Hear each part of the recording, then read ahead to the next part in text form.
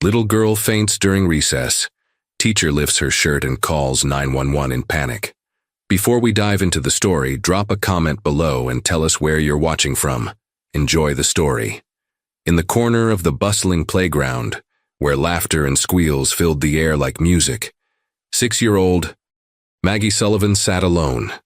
Her golden hair was perfectly styled in 2 symmetrical braids, not a strand out of place. Her navy blue dress looked as if it had just been pressed moments ago, without a single wrinkle or spot. But it was her eyes that told the real story. Large, observant, and caring. A weariness that no child her age should possess. Maggie, wouldn't you like to join the others? Ms. Raina Carter asked, crouching down beside the small bench where Maggie sat watching the other children play tag. Maggie's smile appeared quickly, practiced, polite, perfect. No thank you, Ms. Carter. I'm just a little tired today. Ms. Carter tilted her head slightly. Maggie was always a little tired. Every day for the past 3 months since school began, the child had chosen to observe rather than participate. While other children's energy seemed boundless, Maggie moved through the world as if walking underwater. Deliberate, slow, conserving every ounce of strength. Well, if you change your mind, I'm sure Emma would love a partner for the hopscotch. Ms. Carter offered, her voice gentle. Maggie nodded, but both knew she wouldn't join them. As Ms. Carter walked away, she glanced back to see Maggie's small hand slip into her backpack, just for a moment, touching something hidden inside for comfort. Later that day, as the children unpacked their lunches, Ms. Carter noticed something else. While other children eagerly devoured sandwiches and snacks, Maggie merely arranged her elaborate lunch, perfectly cut fruit, an organic sandwich, and homemade cookies, into a neat display. But she barely took 2 bites before carefully repacking everything exactly as it had been. Aren't you hungry today, Maggie? Ms. Carter asked casually. I had a big breakfast, Maggie replied, her answer coming too quickly, too rehearsed. At pickup time, Ms. Carter watched as a sleek black SUV pulled up precisely at 3:15. Celeste Sullivan stepped out, camera-ready in designer clothing, not a hair out of place. Many of the other parents whispered and pointed. Everyone recognized Celeste from her popular parenting podcast and social media presence, where she shared tips about raising children with emotional excellence. There's my perfect girl, Celeste announced, loud enough for nearby parents to hear as Maggie approached. Did you have a wonderful day? Yes. Mother? Maggie replied, her voice suddenly smaller. As Celeste helped Maggie into the car, Ms. Carter noticed how the child's shoulders tensed when her mother reached for her backpack. I can carry it, Maggie said, a rare moment of insistence. Nonsense, darling, it's too heavy for you. Celeste's smile remained fixed as she tugged the backpack away, but Ms. Carter caught the flash of displeasure in her eyes at her daughter's resistance. That evening, while reviewing her classroom notes, Ms. Carter couldn't shake her concerns about Maggie Sullivan. The untouched lunches returning home day after day, the constant fatigue, the perfect appearance that never matched the emptiness in her eyes. Ms. Carter opened her notebook and began documenting her observations. Something wasn't right in the picture-perfect Sullivan household, and she couldn't ignore the growing knot of worry in her stomach about the little girl who was always watching but never playing. The Sullivan home stood like a magazine cover come to life, white columns framing the entrance, manicured hedges forming perfect lines across the expansive front lawn, and windows that gleamed in the morning sunlight. Inside, the perfection continued with pristine furniture, organized bookshelves, and family photos displaying 3 smiling faces. Arms straight at your sides, Maggie.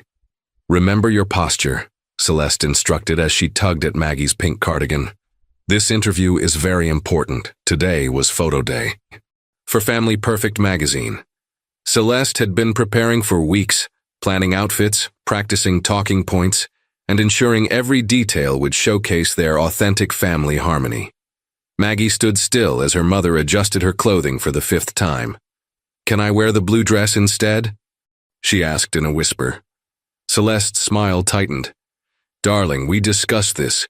Pink photographs better with the living room decor. Her voice remained sweet, but her fingers pinched a little harder as she straightened Maggie's collar. You want to look your best, don't you? From across the room, Liam Sullivan checked his watch.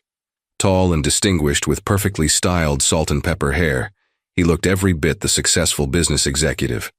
The photographer will be here in 15 minutes. I have a conference call at noon, so we'll need to be efficient.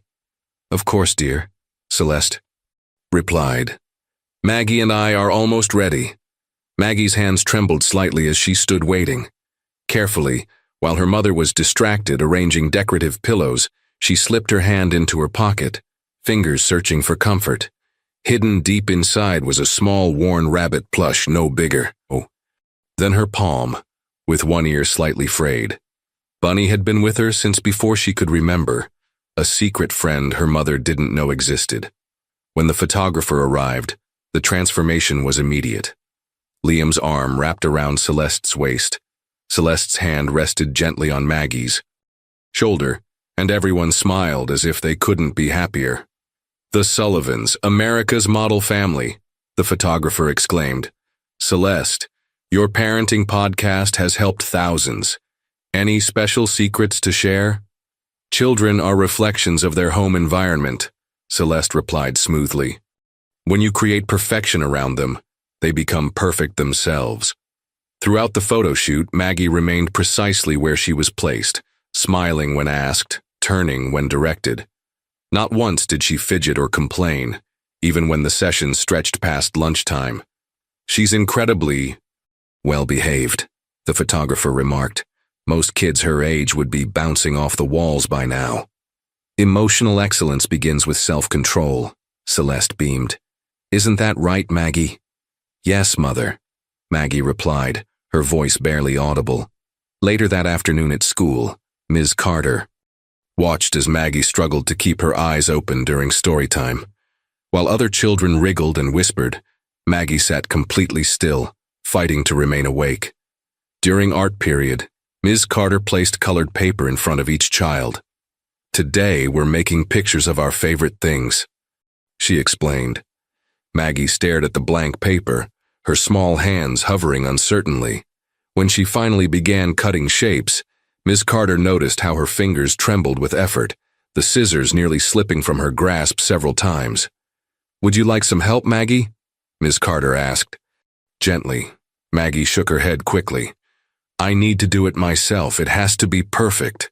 As the little girl struggled with the scissors, Ms. Carter caught a glimpse of what Maggie was attempting to create.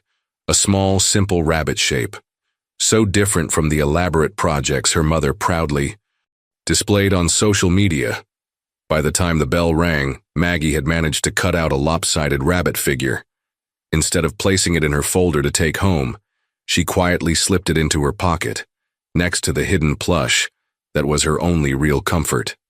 The morning routine at the Sullivan house ran with clockwork precision. At exactly 6:30 a.m., Maggie's bedroom door opened, and Celeste entered with a bright smile. Rise and shine, my perfect little star, Celeste announced, throwing open the curtains. Sunlight flooded the immaculate room, not a toy out of place, not a book askew on the eyesore shelves. Maggie blinked slowly, her small body seeming to sink deeper into the mattress rather than rise. Moving with deliberate effort, she pushed herself to sit up.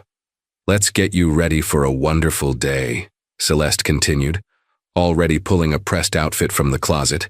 Another perfectly coordinated ensemble with matching headband.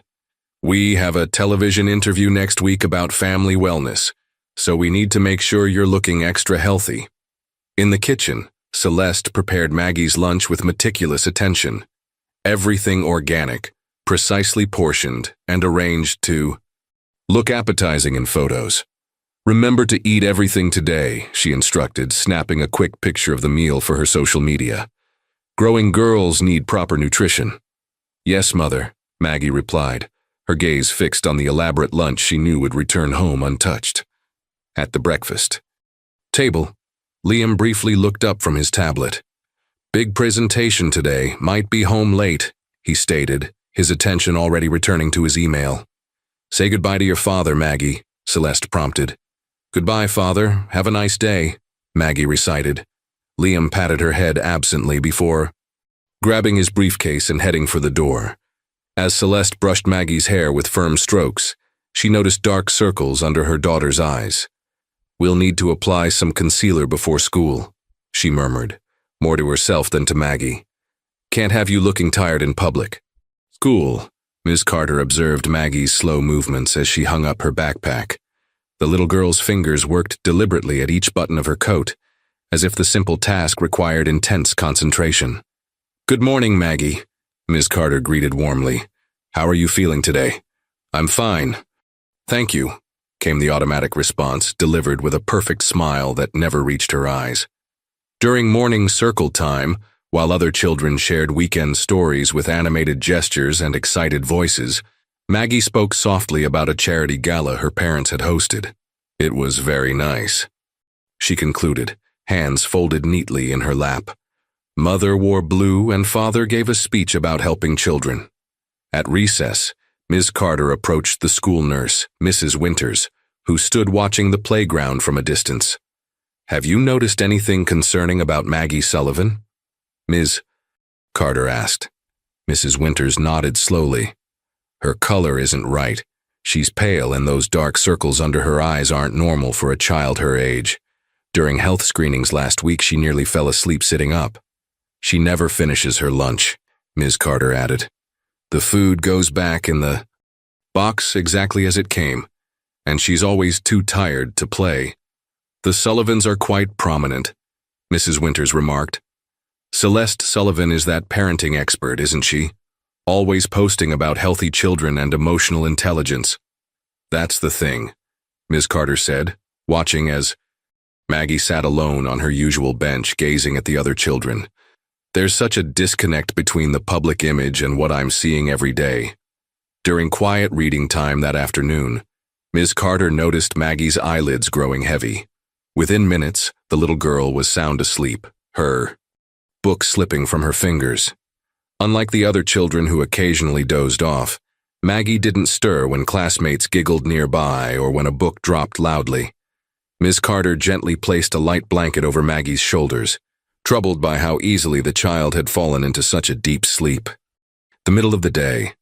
As she tucked the blanket around Maggie, she noticed something clutched in the little girl's hand, a small, worn rabbit plush, hidden from view, but held tight even in sleep. Looking at Maggie's pale face, Ms. Carter made a decision. This wasn't just a tired child. Something was wrong, and she couldn't stay silent any longer.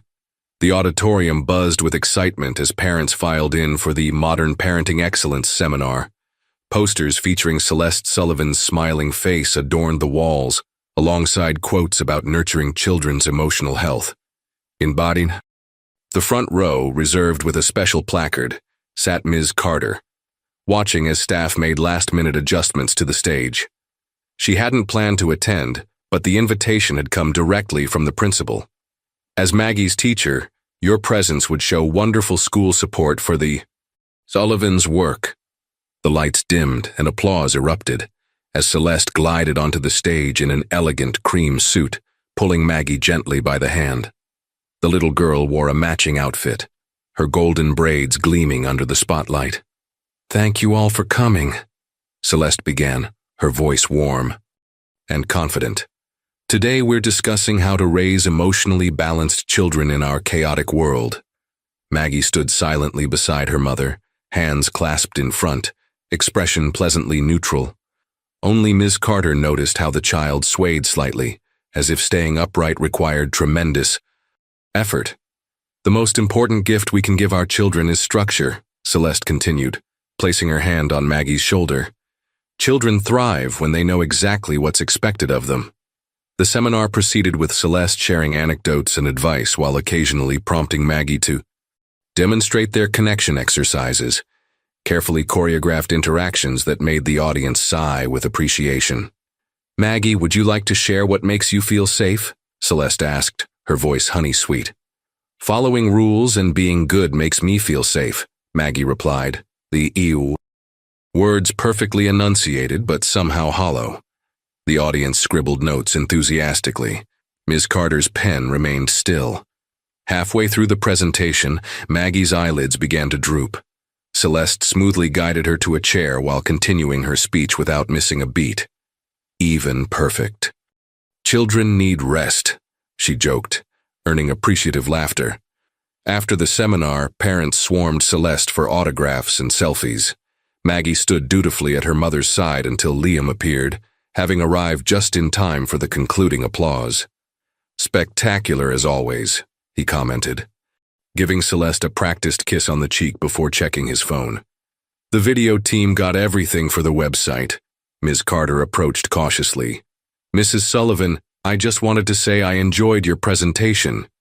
"Miss Carter," Celeste's smile brightened. "How wonderful that you could attend. Maggie speaks so highly of you. Actually, I was hoping to discuss Maggie's energy levels at school. I've noticed." "Oh, we're addressing that with her nutritionist," Celeste interrupted smoothly. "Some children just need more rest than others. Isn't that right, Maggie?" Maggie nodded on. "You? Well, we should really be going," Celeste continued, checking her watch. "Maggie has her piano lesson, and then we're being photographed for Homestyle magazine." As the Sullivans walked away, Ms. Carter noticed Maggie's lunchbox in her mother's hand, the same elaborate lunch that would return home untouched. The next day at school, during arts and crafts, Ms. Carter gave the children a special assignment: draw something that makes you happy. The classroom filled with chatter as children created pictures of pets, family vacations, and favorite toys. Maggie worked silently in the corner, her movements careful and precise. When Ms. Carter circulated to check on progress, she found Maggie hunched protectively over her paper, concealing it from view. "May I see what you're drawing, Maggie?" she asked gently. After a moment's hesitation, Maggie slowly moved her arm. On the paper was a simple drawing of a small rabbit sitting in grass under a bright sun. "That's beautiful," Ms. Carter said. "Is that your favorite toy?" Maggie's eyes widened in alarm. She glanced around quickly to ensure no one else was listening before whispering, "It's Bunny. Please don't tell Mother. She doesn't know about him." "I promise it will be our secret," Ms. Carter assured her, heart aching at the fear in the child's eyes over something as simple as a treasured toy. As Maggie continued drawing, her hand suddenly began to tremble violently. The crayon slipped from her fingers, leaving a jagged line across the paper. "I ruined it," Maggie whispered, genuine distress breaking through her usually controlled expression. "It's not perfect anymore." "Sometimes imperfect things are the most special," Ms. Carter said, retrieving the crayon. "Why don't we turn that line into a beautiful rainbow over your bunny?" For just a moment, a real smile flickered across Maggie's face, small but genuine. Then, as quickly as it appeared, it vanished, replaced by a familiar weariness that no 6-year-old should ever know. A soft spring rain tapped against the classroom windows as the children worked on their reading assignments. Ms. Carter moved between desks, offering help and encouragement, but her attention kept returning to Maggie. Unlike her classmates who fidgeted and whispered, Maggie sat completely still, her focus intense despite her obvious fatigue. When the lunch bell rang, Ms. Carter made a spontaneous decision. "Maggie, would you mind helping me organize the bookshelf during lunch? I could really use an assistant with your excellent attention to detail." For a brief moment, relief flickered across Maggie's face. No need to pretend to eat, no need to sit alone while others played. "Yes, Miss Carter, I'd like that." In the quiet classroom, with just the two of them, Maggie seemed to breathe a little easier. Her movements remained slow, but some of the tension left her small shoulders. "I have alphabetizing stickers for the books," Ms. Carter explained, deliberately, keeping her tone casual. "Would you like to place them while I sort?" As they worked side by side, Ms. Carter gently steered the conversation toward safer topics: favorite stories, animals, colors. Gradually, Maggie's responses grew longer than her usual one-word answers. "Blue is nice," Maggie said, when asked about colors. "But Mother says pink photographs better with my complexion." "What about your bunny? What color is he?" Ms. Carter ventured. Maggie froze momentarily, then reached into her pocket, glancing toward the door to ensure they were truly alone. Slowly, she pulled out the small, worn rabbit plush. "This is Bunny," she whispered. "He's brown now, but he used to be white.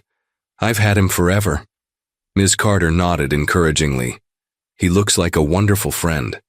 He keeps me company when I'm tired," Maggie confided, her voice barely audible, "which is most of the time." "Why? Do you think you're so tired, Maggie?" The little girl shrugged, absently stroking the rabbit's frayed ear. "Mother says some children just need more rest. She takes me to lots of doctors." Before Miss Carter could ask more, Maggie suddenly changed the subject, carefully returning Bunny to her. "Pocket. I made something for you," she said, pulling a folded paper from her other pocket.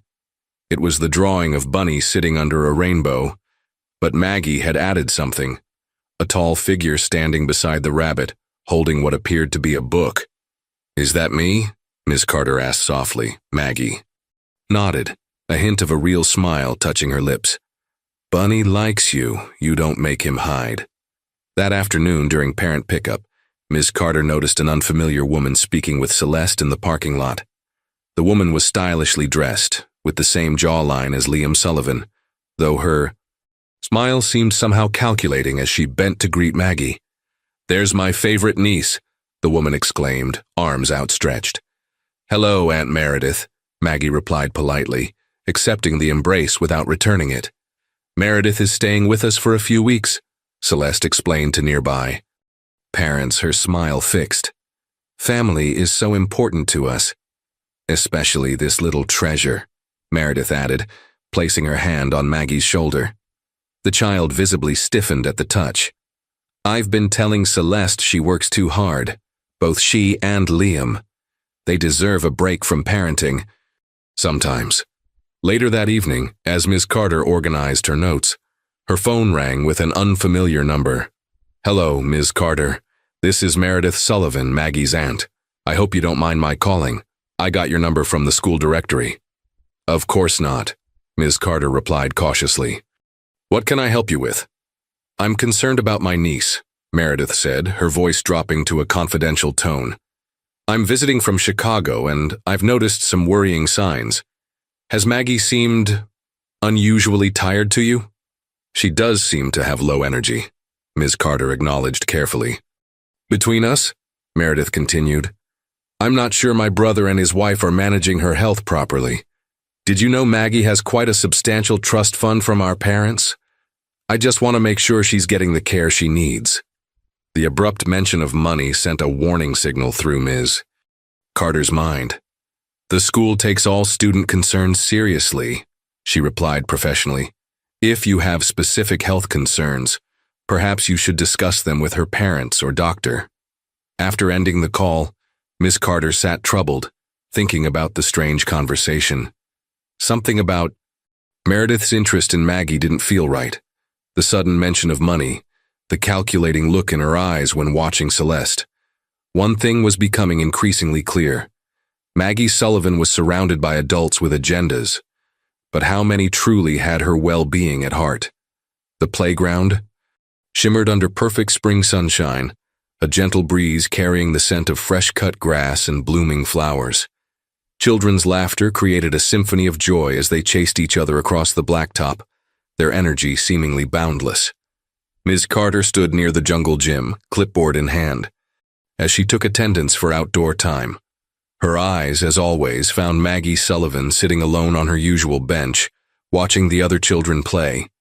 Today, however, something seemed different. Maggie looked even paler than usual, her small hands trembling slightly as they rested in her lap. "Maggie, are you feeling okay?" Ms. Carter called, starting to walk toward her.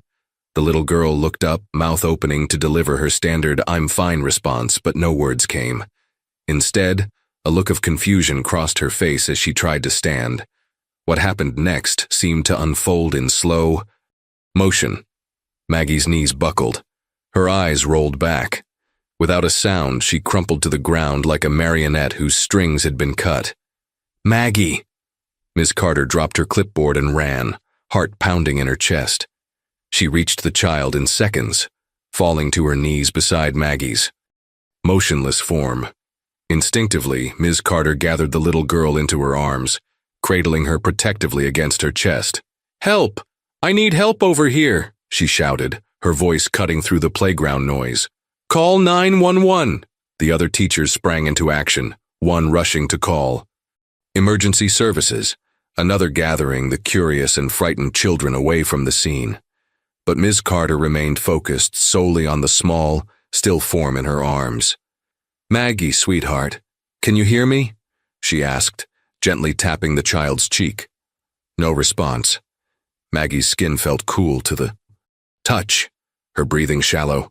Carefully shifting the little girl to check for injuries, Ms. Carter's hand brushed against Maggie's torso. Something about the way her dress fell made Ms. Carter pause. With gentle fingers, she lifted the edge of Maggie's cardigan, needing to check her breathing more closely. What she saw made her gasp, her hand flying to cover her mouth. Her eyes widened in shock, then quickly filled with tears. "Oh, Maggie," she whispered, her voice breaking. "What's happening to you?" Ms. Carter quickly adjusted Maggie's clothing and held her closer, as if trying to protect her not just from physical harm but from the world itself. The little rabbit plush had fallen from Maggie's pocket during the fall. Ms. Carter retrieved it and placed it in the child's limp hand, closing her fingers around it. Sirens wailed in the distance, growing louder by the second. "Stay with me, sweetheart," Ms. Carter murmured, rocking slightly. "Help is coming."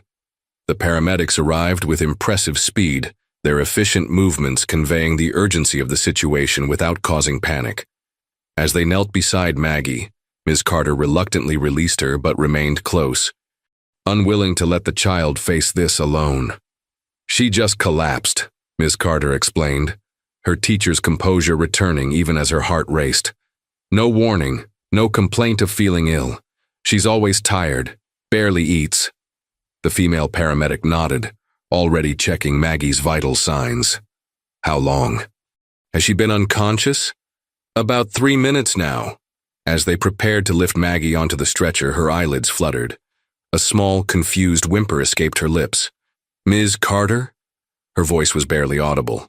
"I'm right here, Maggie," Ms. Carter assured her, squeezing her hand gently.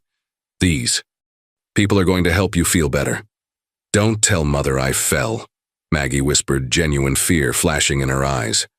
"She'll be disappointed." The paramedics exchanged concerned glances.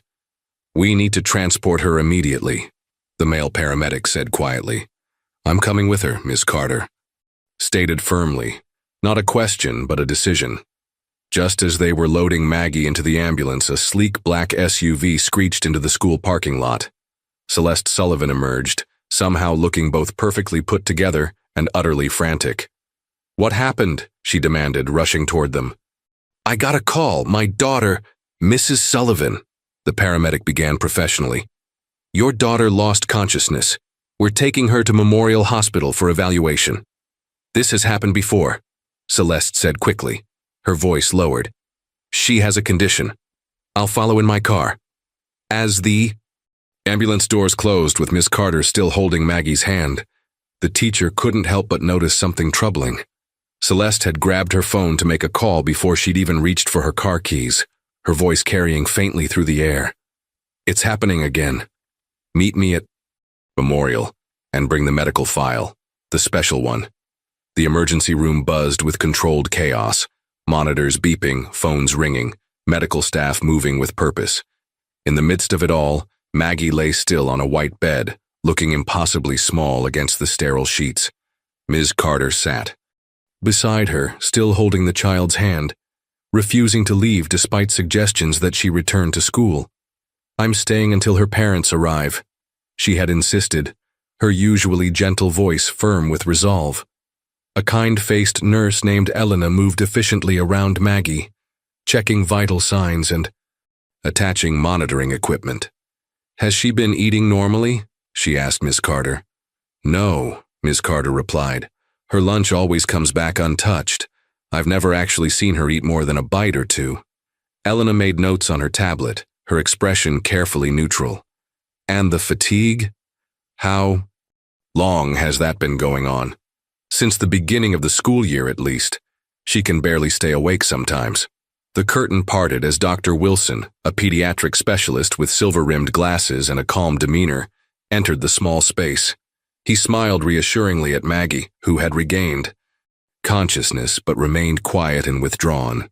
"Hello there, Maggie. I'm Dr. Wilson. We're going to run some tests to figure out why you're feeling so tired, okay?" Maggie nodded slightly, her eyes darting to the curtain as if expecting someone to burst in. "We've drawn some blood already," Elena informed the doctor quietly. "Results should be coming soon." Dr. Wilson began a gentle examination, speaking softly to Maggie throughout. When he pressed lightly on her abdomen, she winced. "Does that hurt?" he asked. "No," Maggie whispered, though her face told a different story. "I'm fine." The doctor and nurse exchanged a look that Ms. Carter couldn't interpret. "We'll need a complete metabolic panel and check her electrolytes," Dr. Wilson said to Elena. "Also," he glanced at Ms. Carter, then wrote something on his clipboard instead of speaking aloud.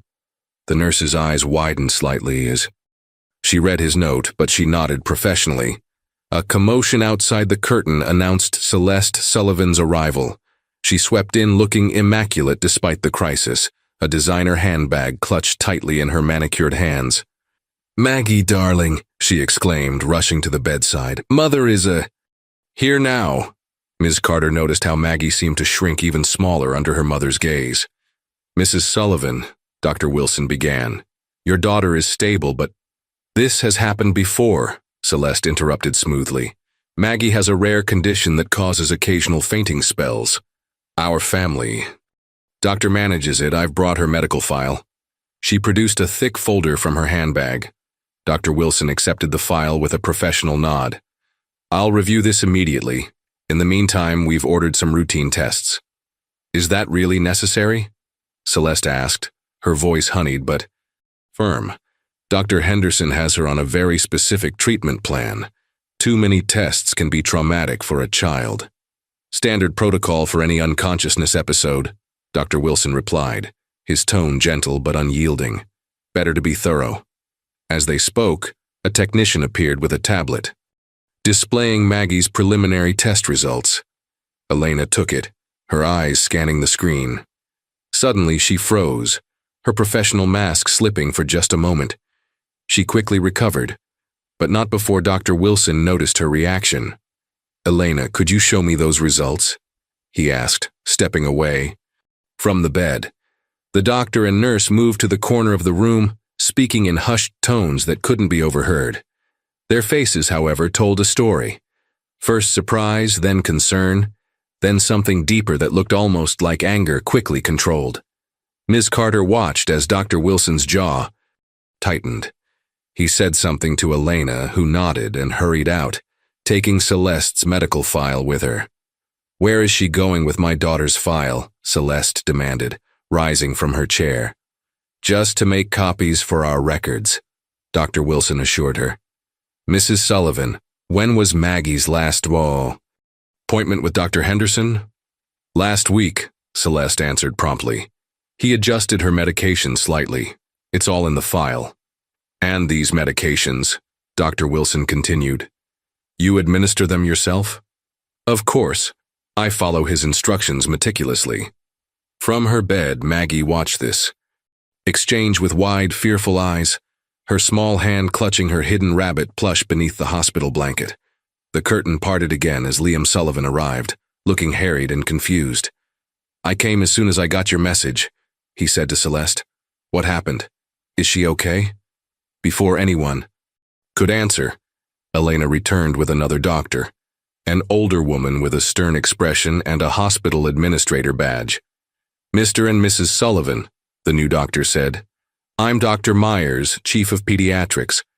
I'd like to speak with you both privately about Maggie's test results and some inconsistencies we've found in her medical records." The atmosphere in the small curtained area suddenly felt electric with tension. "Ms. Carter," Dr. Myers continued, "as Maggie's teacher, would you mind staying with her for a few more minutes while we speak with her parents?" The look that passed between the medical professionals sent a chill down Ms. Carter's spine. Something was very wrong, and they all knew it. The pediatric floor of Memorial Hospital was designed to feel less intimidating. Walls painted with cheerful murals, nurses wearing colorful scrubs, small touches meant to bring comfort to young patients. But none of this could dispel the heavy atmosphere surrounding room 304, where Maggie Sullivan now lay in a proper hospital bed. 4 hours had passed since her collapse on the playground. 4 hours of tests, whispered consultations, and mounting tension. Ms. Carter remained steadfastly by Maggie's side, reading stories from a book she'd found in the children's area. Though she'd been encouraged several times to return to school, something in her heart wouldn't allow her to leave the little girl alone in this sterile environment. And the rabbit found his way. Home through the dark forest, Miss Carter read softly, following the moonlight until— "Is Bunny still here?" Maggie interrupted, her voice barely audible. Miss Carter smiled, reaching into her pocket to retrieve the small plush rabbit she'd been safeguarding. "Right here. I've been keeping him safe. Keeping. For you." Maggie's fingers closed around the worn toy, bringing it carefully under the blanket. "Thank you," she whispered. "Mother doesn't like him. She says attachments to objects are signs of emotional weakness." The door opened before Ms. Carter could respond. Dr. Wilson entered, accompanied by a woman in a neat blazer carrying a folder. "Maggie, how are you feeling?" Dr. Wilson asked kindly. "I'm fine," came the automatic response. "This is Ms. Patel," he continued, gesturing to the woman beside him. "She works for an organization that helps make sure children are healthy and safe." Ms. Patel approached with a warm smile. "Hello, Maggie. Is it okay if I ask you a few questions while Dr. Wilson checks your IV?" Maggie nodded hesitantly, her eyes darting to the doorway. "Your parents are speaking with some other doctors right now," Ms. Patel explained, seeming to read the child's thoughts. "We can talk just us for a little while." From the hallway came the sound of raised voices, Celeste's normally controlled tone now sharp with indignation. "This is absolutely ridiculous. We've done everything according to medical advice." Ms. Carter saw Maggie flinch at her mother's voice, instinctively clutching Bunny tighter beneath the blanket. "Maggie," Ms. Patel began gently, "can you tell me about your typical day? What do you usually have for breakfast?" "Mother makes me special smoothies," Maggie replied. "They don't taste good, but she says they're full of nutrients growing girls need." "And lunch?" "Mother packs it perfectly so it looks nice in photos, but—" She hesitated, glancing at Miss Carter. "It's okay to tell the truth," Miss Carter encouraged. "I'm usually not hungry," Maggie continued in a whisper. "Food makes my tummy hurt sometimes." Dr. Wilson and Miss Patel exchanged a significant look. "Maggie, does your mother give you any medicine?" Ms. Patel asked. Maggie nodded. "Lots of pills, for my condition." "What condition is that?" "I don't know the name. Mother just says I'm special and need extra help to be healthy." The door suddenly burst open. As Celeste entered, her perfect composure now visibly cracking around the edges, Liam followed, looking shell-shocked and confused. "What is this?" Celeste demanded, seeing Ms. Patel. "Why is Child Protective Services here? This is outrageous." "Mrs. Sullivan," Dr. Wilson began firmly, "please lower your voice. This is a pediatric ward. I want my daughter discharged immediately," Celeste insisted. "We'll take her to Dr. Henderson. He understands her condition." "That won't be possible," Dr. Wilson replied calmly. "We've contacted Dr. Henderson's office. They have no record of Maggie as a patient." The color drained from Celeste's face. That's a clerical error. I've been taking her there for years. Furthermore," Dr. Wilson continued, "the medications listed in your file are concerning. Some are contraindicated for children Maggie's age, and others appear to be contributing to her symptoms rather than treating any identifiable condition." Liam turned to his wife, genuine confusion on his face. "What is he talking about, Celeste? You told me Dr. Henderson was managing her anemia." "She doesn't have anemia, Mr. Sullivan," Dr. Wilson said quietly, "but she is suffering from malnutrition and what appears to be inappropriate medication. The atmosphere in the room grew unbearably tense. Maggie curled into herself beneath the blanket, trembling slightly as the adult world seemed to crumble around her. Ms. Carter moved closer to the bed, placing a protective hand on Maggie's shoulder. The little girl leaned into the touch, seeking comfort amid the chaos. "I've dedicated my life to my daughter's well-being," Celeste said, her voice shaking with emotion. "Everything I've done has been for her health. You can't possibly understand." The conversation halted, as a new figure appeared in the doorway. Meredith Sullivan, elegant as always, with an expression of calculated concern. "I came as soon as I heard," she announced. "My poor niece. Liam, what on earth is happening?" As all eyes turned to the newcomer, only Ms. Carter noticed how Maggie's small body tensed at the sight of her aunt, not with relief but with a new kind of wariness. The systems designed to protect Maggie Sullivan were finally engaging, but as Ms. Carter looked around the room full of adults with competing agendas, one question burned in her mind. Would any of this actually help? The little girl clutching her secret rabbit beneath the hospital blanket. Soft morning light filtered through the blinds of Maggie's hospital room, casting gentle patterns across the floor. 3 days had passed since her collapse on the playground. 3 days of tests, consultations, and growing tension among the adults in her life. The hospital had become a strange island of calm for Maggie. Here, no one made her pose for photographs or sit perfectly still for hours. The nurses brought food she could actually eat, simple things like toast and applesauce that didn't make her stomach hurt. And most importantly, no one made her take the pills that always left her feeling foggy and exhausted. Ms. Carter had visited every day after school, bringing children's books, colored pencils, and paper. Today, she arrived carrying a small tote bag filled with art supplies. "Good morning, Maggie," she greeted cheerfully. "How are you feeling today?" Maggie sat up a little straighter, a hint of color in her cheeks that hadn't been there before. "Better," she answered simply, but the word carried weight. For once, it wasn't the automatic "I'm fine" response she'd been trained to give. "I brought something special today," Ms. Carter said, pulling a set of watercolors from her bag. "I thought we might paint together." Maggie's eyes brightened. "Mother doesn't let me use watercolors at home. She says they're too messy." "Well, that's the wonderful thing about watercolors," Ms. Carter replied, setting up the paints on the adjustable table. "They're supposed to be a little messy. That's how they create such beautiful, unexpected patterns." As they painted side by side, Ms. Carter noticed how Maggie seemed to relax, her small shoulders losing some of their perpetual tension. After creating several colorful designs, the little girl hesitated, brush hovering over the paper. Could I paint a picture of what it feels like to be me?" she asked timidly. "Of course you can," Ms. Carter encouraged. "Art is a wonderful way to express feelings that might be hard to put into words." With surprising focus, Maggie began to paint. She created a small figure, clearly herself, standing alone in the center of a large, perfectly ordered room. Around the figure, she painted watching eyes, dozens of them, floating in the background.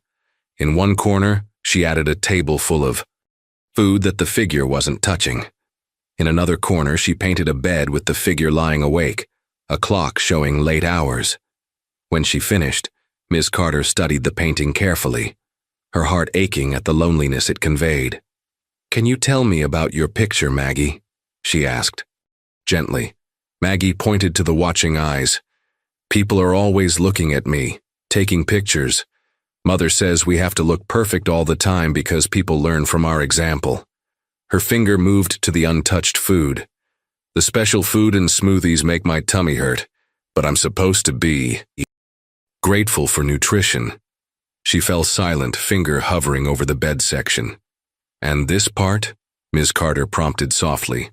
"I'm always tired, but sometimes I can't sleep," Maggie whispered. "Mother says I sleep too much already and need to show more energy for the cameras." The door opened, interrupting their conversation. Dr. Wilson entered with Ms. Patel from Child Protective Services. "That's a beautiful painting," Dr. Wilson commented, smiling at Maggie. Ms. Patel sat in the chair beside the bed. Maggie, your parents are meeting with some other adults right now. They're trying to figure out the best way to help you feel better.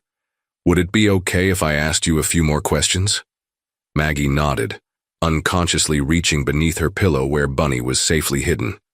Can you tell me about the medicines you take at home? Miss Patel asked. Different pills every morning and night. Some are big and hard to swallow, Maggie replied. Mother says they help me be less hyperactive and keep me from getting sick. But you're not hyperactive at all, Ms. Carter observed gently. Mother says that's because the medicine works well, Maggie explained, as if it were perfectly logical. And the food at home, Ms. Patel continued. You mentioned special smoothies. They taste bad, but Mother puts them in pretty glasses with fruit on top for photos. Then she watches to make sure I drink it all. Maggie's voice dropped even lower. Sometimes after I throw up, but I'm not supposed to tell anyone that part. As Maggie spoke, Dr. Wilson made notes, his expression carefully neutral despite the concern in his eyes. Maggie, have you ever told anyone else about the medicines or how the food makes you feel? Ms. Patel asked. Maggie shook her head. Mother says family. Business stays in the family. She says doctors don't understand special children like me. From the hallway came the sound of raised voices, Liam Sullivan's normally reserved tone now sharp with anger. How could you not tell me? Years of this and you never once. The voices moved away, but the tension they left behind lingered in the air. Ms. Patel gently patted Maggie's hand. You're being very brave and honest. That helps us make sure you get the right kind of care. After the adults stepped out to confer in the hallway, Maggie turned to Miss Carter, her eyes wide with worry. Father angry with Mother because of me? No, sweetheart, Ms. Carter assured her. The grown-ups are just trying to understand what's been happening so they can help you feel better. Maggie considered this, then reached for a fresh sheet of paper. With deliberate care, she began painting again. This team, a small rabbit sitting beneath a rainbow, with a tall figure holding a book standing protectively nearby. It was a simple picture, childish in its execution, but it spoke volumes about where Maggie Sullivan felt safe in a world that had suddenly turned upside down for everyone but her. The Sullivan family's carefully constructed image continued to crumble as the 5th day of Maggie's hospital stay dawned. The pediatric floor had grown accustomed to the parade of tense adults coming and going from room 304, doctors, social workers, and family members, all with different ideas about what was best for the small, quiet girl who watched everything with observant eyes. Liam Sullivan sat alone in the visitors' lounge, his normally impeccable appearance showing signs of strain. His designer suit was slightly rumpled, dark circles shadowed his eyes, and his phone, usually glued to his hand, lay forgotten on the table beside a cooling cup of coffee. When Miss Carter arrived for her daily visit, she paused in the doorway, surprised to find him there alone. Mr. Sullivan, she greeted him cautiously. How are you holding up? He looked up, seeming to return from somewhere far away. Ms. Carter, thank you for coming again. Maggie, she lights up when you visit. The simple observation seemed to pain him, an acknowledgement that his daughter responded more positively to her teacher than to her own parents. I've been reviewing Maggie's medical history, he said, his voice hollow. The real one, not the fabricated version I was shown for years. Did you know she doesn't have any of the conditions Celeste claimed? No rare metabolic disorder, no special needs requiring isolation and careful monitoring. He ran a hand through his disheveled hair. I built my entire schedule around conference calls and business trips, thinking I was supporting Celeste as she managed our daughter's complex medical needs. You didn't know, Ms. Carter offered gently. That's the problem, he replied, genuine anguish in his voice. I should have known. I should have paid attention. Instead, I smiled for photos and attended charity galas while my daughter was— He couldn't finish the sentence. A commotion at the nurses' station interrupted their conversation. Meredith Sullivan had arrived, dressed immaculately in a designer outfit that seemed excessive for a hospital visit. Beside her stood a sharp-featured man carrying a leather briefcase. "That's my sister," Liam explained, his expression darkening, "and apparently her lawyer." In Maggie's room, the little girl was sitting up in bed, slowly eating apple slices arranged on her breakfast tray. Her movements were still careful, but with each passing day in the hospital, a subtle change was becoming evident. Her eyes seemed clearer, her color better, her energy slightly improved. When Ms. Carter entered with a new picture book, Maggie offered a small but genuine smile. "Good morning, Ms. Carter." "Good morning, Maggie. You're looking better today." Before they could begin reading, the door opened again. Meredith swept in, her perfume filling the small space with an overwhelming floral scent. "There's my precious niece," she exclaimed, leaning down to kiss Maggie's cheek. The little girl remained perfectly still, neither leaning into nor away from the affection, a response that Ms. Carter had come to recognize as Maggie's way of enduring unwanted attention. "Ms. Carter, how devoted you are," Meredith commented, her tone suggesting both approval and dismissal. "But family is here now. I've been meeting with social services about temporary guardianship arrangements." Ms. Carter noticed Maggie's fingers tightening around her blanket. "Guardianship?" Ms. Carter asked carefully. "Well, clearly Maggie needs proper care while this unfortunate situation is sorted out," Meredith explained, her voice dropping to a confidential whisper that was still perfectly audible.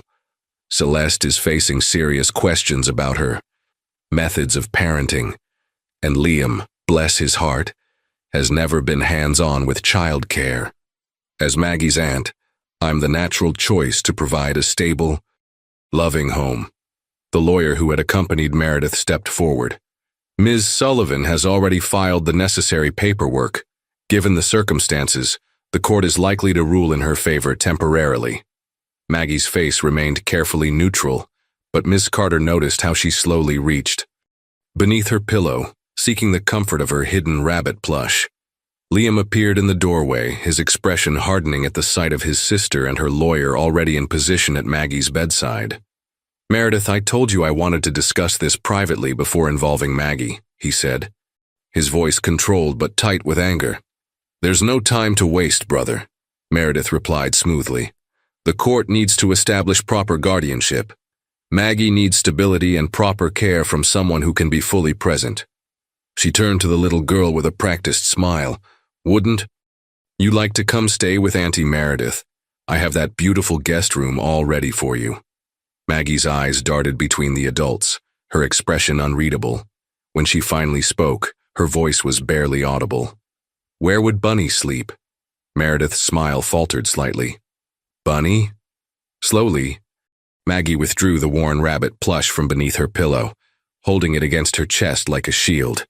Meredith's nose wrinkled almost imperceptibly. "Oh, that old thing. Well, I'm sure we could find you much nicer toys, darling.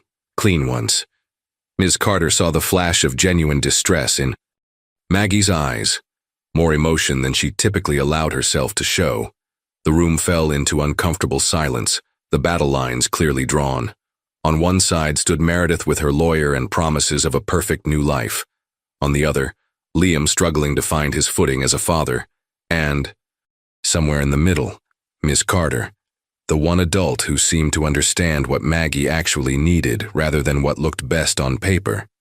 Meanwhile, Maggie sat quietly in her hospital bed, clutching her threadbare rabbit, a small girl surrounded by a storm of adult conflicts, all supposedly being waged for her benefit. Golden afternoon sunlight slanted through the windows of the school library as Ms. Carter sat surrounded by stacks of newspapers and a borrowed laptop. The final bell had rung an hour ago, leaving the building quiet except for the distant sounds of the janitorial staff and occasional announcements over the intercom. For the past 3 evenings, Ms. Carter had dedicated her after-school hours to researching Meredith Sullivan. Something about the woman's sudden interest in gaining custody of Maggie and her specific mention of Maggie's trust fund during their first phone conversation had triggered Ms. Carter's protective instincts. "Can I help you find anything specific?" asked Mrs. Winters, the school nurse, who had joined Ms. Carter's impromptu investigation after hearing about Maggie's situation. "I'm looking for any previous connections between Meredith, Sullivan, and other wealthy families with children," Ms. Carter replied, scrolling through another Society page article. "She mentioned living in Chicago, so I'm focusing there first." Mrs. Winters nodded, turning back to her own stack of printouts. "It's hard to believe this has been happening right under our noses. That poor child." Miss Carter paused her scrolling, her attention caught by a headline. "Charity Gala Raises Millions for Children's Medical Research." In the accompanying photo stood Meredith Sullivan, elegantly dressed, her arm linked with a distinguished elderly man. The caption, "Identified him as Harold Whitman, philanthropist with event organizer Meredith Sullivan." "I think I found something," Ms. Carter said, leaning forward. "The Whitman family. I've seen that name before in another article about Meredith." After some quick cross-referencing, a pattern began to merge.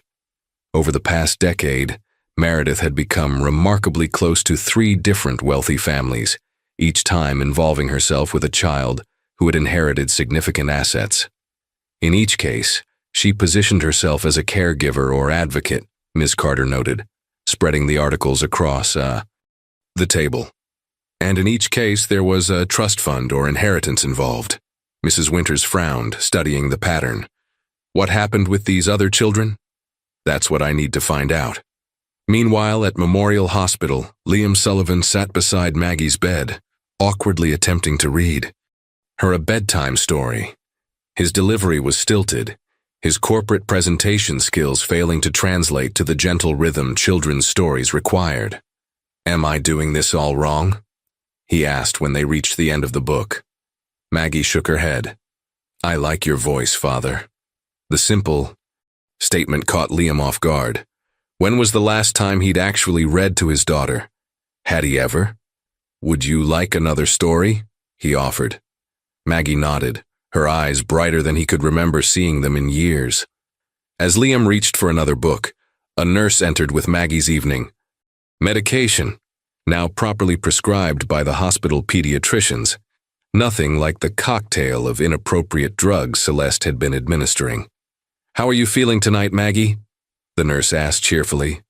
"Better," Maggie replied, and for the first time Liam realized it might actually be true. The constant fatigue that had defined his daughter seemed to be lifting day by day. After the nurse left, Liam found himself studying his daughter's face, seeing her clearly perhaps for the first time. How had he missed the signs? How had he accepted Celeste's constant assertions about Maggie's special conditions without ever questioning, investigating, or simply being present enough to see the truth? "Maggie," he said softly, "I want to tell you something important. I haven't been the father you deserve. I've been absent. Even when I was physically present, my mind was elsewhere." Maggie watched him with those observant eyes that seemed to understand far more than a 6-year-old should. "But that's going to change," he continued. "I'm learning how to be a real father, not just someone who appears in family photos. It might take me some time to get good at it, but I promise I'm going to try. Really try." Maggie considered this for a long moment before asking, "Does that mean I can keep Bunny, even when I go home?" Liam felt a lump form in his throat as he realized how small her request was, permission to keep a beloved toy that should never have been forbidden. "In the first place, yes," he said firmly. "Bunny stays with you always." A hint of a real smile touched Maggie's lips. Across town, in a luxury hotel suite, Meredith Sullivan paced the plush carpet while speaking animatedly on her phone. "The temporary custody hearing is scheduled for Monday," she told the person on the other end. "I need you to expedite the financial review. Yes, I'm aware of the complications, but there are millions at stake in that trust fund." She paused, listening to the response. "Of course I care about the child," she snapped. "But let's be practical. Her care will require significant resources. As her guardian, I would naturally need access to those funds to provide properly for her needs." She moved to the window, gazing out at the city lights. "Just make it happen. Find every piece of evidence that makes Celeste look unstable and Liam look incompetent. I've worked too long to position myself as the only suitable guardian to lose now." As she ended the call, Meredith didn't notice the hotel room door hadn't fully closed behind the evening housekeeping staff, or that a wide-eyed young attendant had heard every calculating word. Back at the hospital, as Maggie finally drifted off to sleep with Bunny tucked safely under her arm, Liam stepped into the hallway to find Ms. Carter waiting with a folder of research. "Mr. Sullivan," she said without preamble, "we need to talk about your sister. I've discovered some very concerning information about her. Past involvement with other children from wealthy families.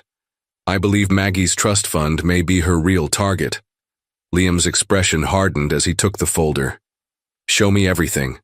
The morning of the custody hearing dawned with heavy gray clouds hanging low over the city, as if the sky itself sensed the tension building around Maggie Sullivan's future. In her hospital room, Maggie sat cross-legged on her bed, carefully arranging a collection of drawings she'd made during her stay. Colorful pictures showing her gradual emergence from shadow into light. "Which one do you like best?" "Bunny?" she asked the small rabbit plush propped against her pillow. Her voice, once barely audible, had grown slightly stronger with each passing day. A gentle knock at the door announced Ms. Carter's arrival. Today, she wasn't alone. Dr. Wilson and Ms. Patel from Child Protective Services accompanied her, their expressions a careful blend of professional calm and genuine concern. "Good morning, Maggie," Ms. Carter greeted warmly. "Those are beautiful drawings." Maggie offered a small smile, a real one, not the practiced perfect curve she'd been taught to display for photographs. "They're for my art folder at school." Ms. Patel stepped forward, sitting carefully on the edge of the bed. "Maggie, do you remember we talked about the special meeting happening today? The one where grown-ups will be discussing where you'll stay while your parents sort things out?"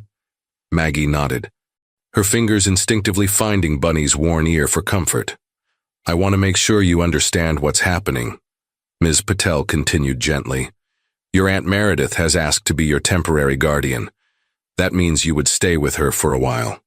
Your father is requesting that you stay with him instead in your home, with some special helpers to make sure everything goes well."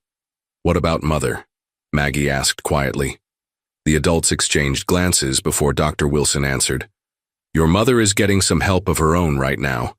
She's seeing doctors who are helping her understand some of the mistakes that were made with your care." Maggie absorbed this information with the same thoughtful gravity she applied to everything. "Will I have to speak at the meeting?" "Not today," Ms. Patel assured her. "Today is just for the adults to present their positions. But there might be another meeting later where the judge would like to hear from you directly." Maggie's small shoulders straightened, almost imperceptibly. "I can speak if they need me to." The quiet determination in her voice brought a lump to Ms. Carter's throat. Across town, in the marble-floored lobby of the courthouse, Meredith Sullivan cut an impressive figure in a conservative navy suit that managed to signal both authority and nurturing concern. Beside her stood her attorney and a child psychologist she had hired to testify on her behalf. "Remember," Meredith instructed them in a low voice, "emphasize how disruptive it would be for Maggie to remain in the home where she experienced such neglect, even with her father present. Stress my experience with children through my charitable work." Her attorney nodded, making final notes in his leather portfolio. "The financial aspects are all in order. We've prepared documentation showing your ability to provide for her every need without accessing the trust fund until she's of age." A subtle smile curved Meredith's lips. "Perfect. We want to appear entirely selfless." She glanced across the lobby where Liam had just entered with his own eye. Attorney, a stern-looking woman with silver-streaked hair and a briefcase worn from years of actual use rather than chosen for style. Meredith approached her brother, arms outstretched for an embrace that the waiting journalists could photograph. "Liam, darling, this is such a difficult day for our family." Liam stepped back from her reach, his expression cool. "Let's not pretend, Meredith, not anymore." Her performance faltered slightly. "I don't know what you mean." I'm only thinking of Maggie's welfare. Just like you were thinking of Dylan Whitman's welfare in Chicago? Or Sophia Reynolds? Boston? Liam asked quietly, watching her face pale. Yes, I know about the other children whose trust funds you tried to access as their devoted guardian. Before Meredith could respond, a court officer called for the Sullivan case to proceed to courtroom B. Back at the hospital, Ms. Carter had brought watercolors and was painting alongside Maggie when a nurse entered with the little girl's lunch tray. Chicken soup and a grilled cheese sandwich today, the nurse announced cheerfully, and apple juice. Unlike her first days in the hospital when food had been approached with suspicion and reluctance, Maggie now reached for the sandwich with genuine interest. The careful monitoring by the hospital staff had confirmed what Ms. Carter had suspected. Without the inappropriate medications and restrictive diet Celeste had imposed, Maggie's natural appetite was returning. Ms. Carter, Maggie said between bites, if I go to live with Aunt Meredith, will I still see you? The question carried layers of anxiety that broke Ms. Carter's heart. I will do everything in my power to stay connected with you, no matter what happens today, she promised. Maggie considered this, then asked, the question that had clearly been weighing on her mind, what if Aunt Meredith doesn't let Bunny stay with me? Before Ms. Carter could answer, a familiar voice spoke from the doorway. Then we'll make sure you and Bunny find somewhere else to live together. They looked up to see Mrs. Winters, the school nurse, entering with a large envelope. Ms. Carter, I found what we were looking for, she said urgently. The hotel staff member signed an affidavit this morning. We need to get this to the courthouse immediately. Ms. Carter turned to Maggie with a gentle smile. I need to step out for a little while, but I'll be back soon. Can you finish your painting while I'm gone? Maggie nodded, watching with curious eyes as the adults hurried from the room, the envelope clutched tightly in Mrs. Winters' hand. The custody battle for Maggie Sullivan had entered its most critical phase, with secrets and motivations being revealed on all sides. Yet in the hospital room, surrounded by her artwork and with Bunny faithfully by her side, Maggie continued painting, a small figure walking toward a bright sun, leaving shadows behind. The courthouse buzzed with tension as Judge Eleanor Ramsey, a veteran family court judge known for her no-nonsense approach and fierce protection of children's interests, reviewed the documents before her. The temporary custody hearing for Maggie Sullivan had been underway for nearly 2 hours, with both sides presenting their cases with increasing intensity. Let me be clear, Judge Ramsey said, peering over her reading glasses at the assembled parties. My only concern is what arrangement will best serve Maggie Sullivan's immediate well-being. Family connections are important, but they are not the only consideration. Meredith Sullivan sat, perfectly poised at the plaintiff's table, projecting an image of calm capability. Her testimony had painted a compelling picture of a devoted aunt stepping forward in a time of family crisis. Her child psychologist had spoken at length about the importance of removing Maggie from the environment where she had suffered. Liam Sullivan, looking both determined and humbled, had admitted his past failures as a father, but presented a detailed plan for Maggie's care going forward, including professional support, therapy, and significant changes to his own work schedule to prioritize his daughter. The courtroom doors opened quietly as Ms. Carter and Mrs. Winters slipped in, the envelope containing the hotel employee's affidavit now in the hands of Liam's attorney. The lawyer quickly reviewed its contents, her eyebrows rising before she requested permission to approach the bench. A hushed conversation followed, with Judge Ramsey's expression growing increasingly grave as she examined the new evidence. Meredith shifted uncomfortably in her seat, watching the whispered exchange with growing alarm. In light of this new information, Judge Ramsey announced, I'd like to call a brief recess. Ms. Sullivan, she addressed Meredith directly, you and your counsel should review this affidavit immediately. As the courtroom cleared for the 15-minute recess, Meredith's carefully constructed facade began to crack. Her hands trembled slightly as she read the sworn statement, detailing her phone conversation about accessing Maggie's trust fund, her true motivations exposed in her own words. Meanwhile, in an anteroom, Dr. Wilson was providing the court with his full medical assessment of Maggie's condition. For the first time, the complete picture of what the little girl had endured was being formally presented, not in vague terms, but with specific details about malnutrition, inappropriate medication, and the psychological impact of being constantly displayed as a perfect child while her basic needs went unmet. In my professional opinion, Dr. Wilson concluded, Maggie Sullivan has been subjected to a form of medical neglect that has significantly impacted her physical development. The good news is that with proper care, nutrition, and an environment free from the pressures she's experienced, her prognosis for recovery is excellent.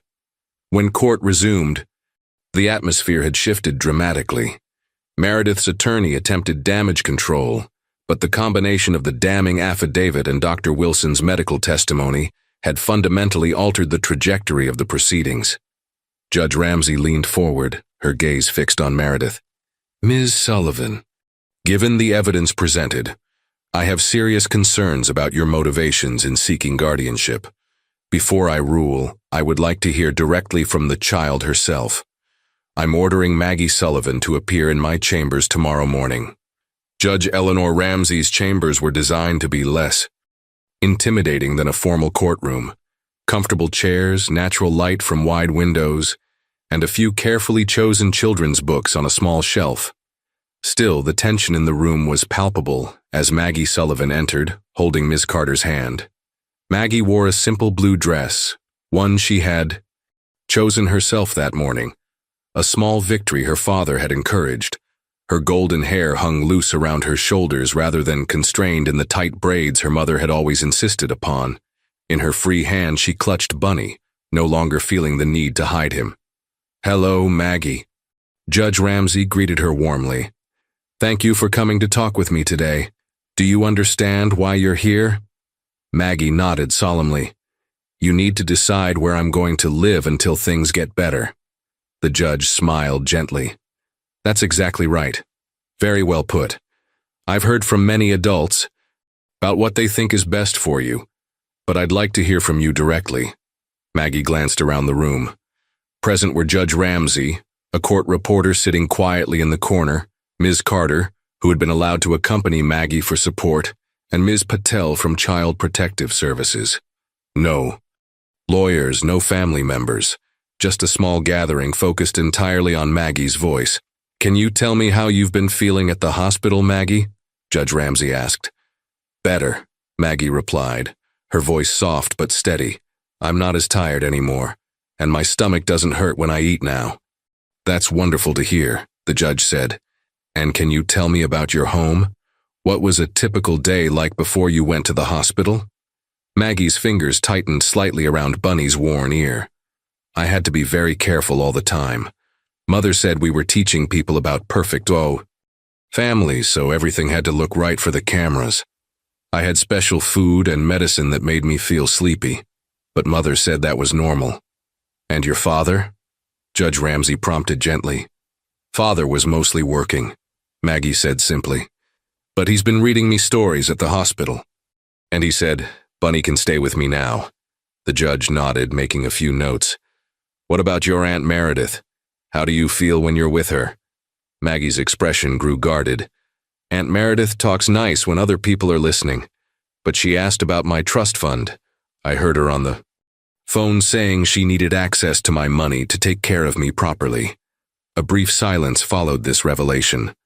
Maggie, Judge Ramsey said carefully, if you could choose where to go when you leave the hospital, where would that be? The little girl was quiet for a moment, considering the question with the seriousness it deserved. Then she reached into her pocket and pulled out a folded piece of paper.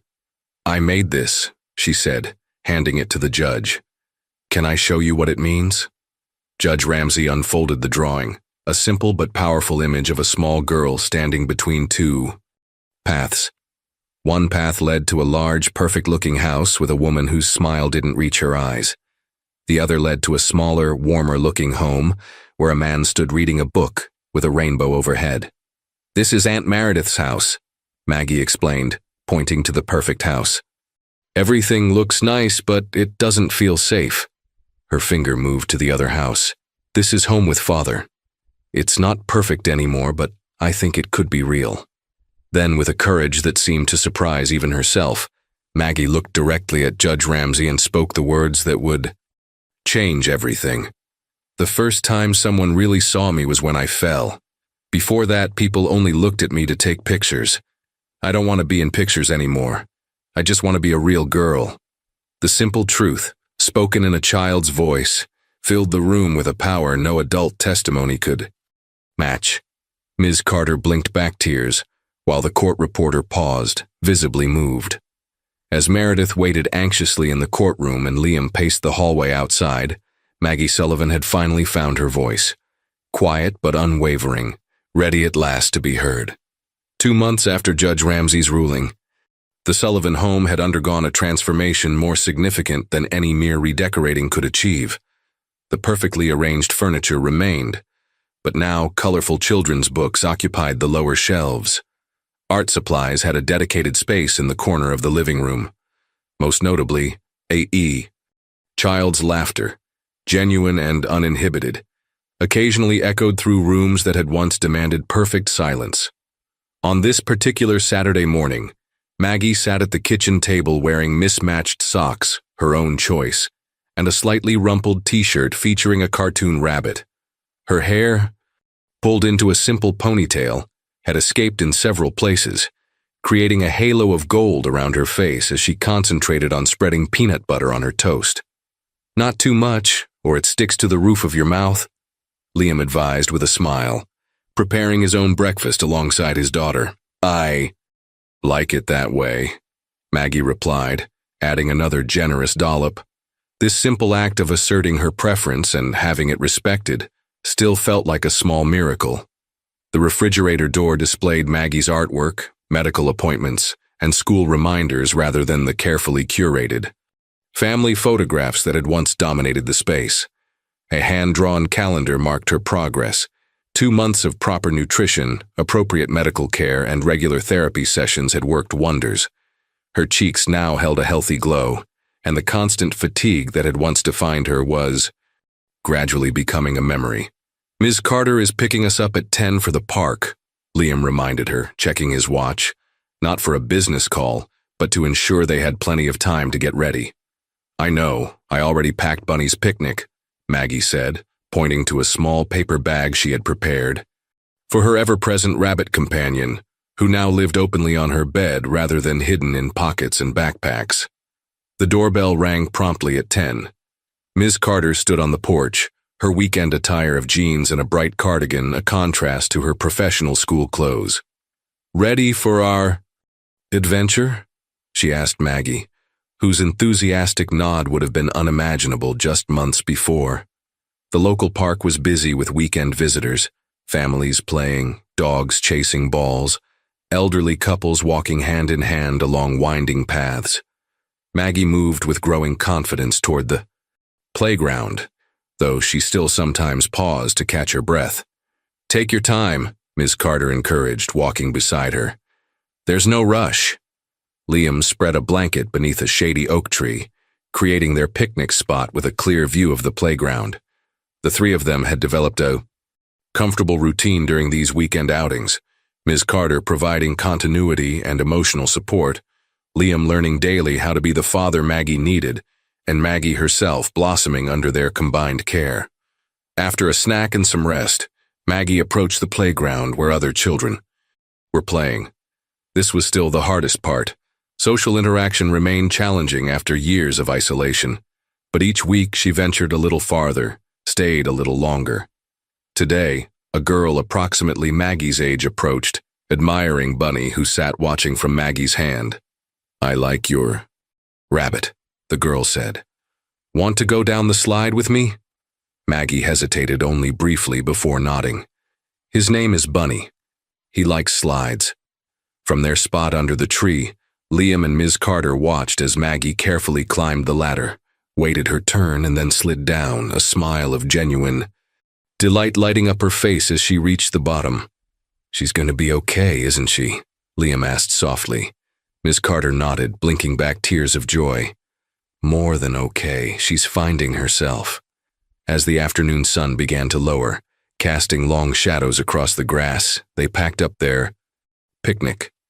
Maggie walked between the two adults, occasionally skipping a few steps, a new habit that delighted everyone who knew her story. Near the park exit, they passed Celeste sitting on a bench, her appearance simpler than in the past, but still carefully put together. Her supervised visitation had just been approved, starting with these brief public meetings. "Hello, Maggie," she said, her voice lacking its former performative quality. "Did you have fun today?" "Yes," Maggie replied, neither pulling away nor moving closer. "I went down the big slide." A moment of understanding passed between mother and daughter, a long road of healing still ahead, but a beginning nonetheless. As they walked to the car, Maggie suddenly looked up at Liam. "Father, can I choose what to wear to school on Monday?" "Of course you can," he replied, squeezing her hand gently. Maggie smiled, not the perfect, practiced smile of before, but something real and slightly crooked and entirely her own. Bunny, clutched securely in her other hand, seemed to smile too as they walked together toward home. No cameras in sight, no performance required, just a little girl finally free to grow at her own pace in her own imperfect, wonderful way.